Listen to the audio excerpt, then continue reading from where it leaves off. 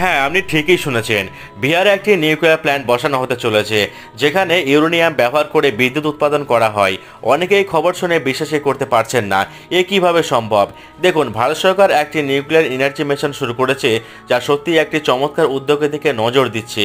আসলে বিষয়টা হলো, আমাদের পৃথিবী যেমন ক্রমশ এগোচ্ছে, তেমনি ভবিষ্যতে নিউক্লিয়ার প্ল্যান্ট অপরিহার্য হয়ে উঠবে। আর সেই লক্ষ্যে এই বছরে 20,000 কোটি টাকা বরাদ্দ করা হয়েছে। এই প্রকল্পের মূল উদ্দেশ্য হলো ভারতের প্রতিটি রাজ্য এবং কেন্দ্রশাসিত অঞ্চলে অন্তত একটি করে নিউক্লিয়ার প্ল্যান্ট বসানো। সেটা ছোট হলেও চলবে। আসল বিষয় হলো এটা শুরু হোক, না হলে ভারত পিছিয়ে পড়ে থাকবে। ভারতে বিদ্যুৎ চাহিদা প্রতিদিন বেড়েই চলেছে, আর এই মিশনের আওতায় বিহার হোক, আসাম হোক কিংবা জম্মু কাশ্মীর, আপনি যেখানে আছেন সেখানে ভবিষ্যতে একটি নিউক্লিয়ার প্ল্যান্ট দেখা যাবে। এইসব ছোট ছোট পদক্ষেপই একদিন মনে করিয়ে দেবে, হ্যাঁ, দেশ বদলাচ্ছে।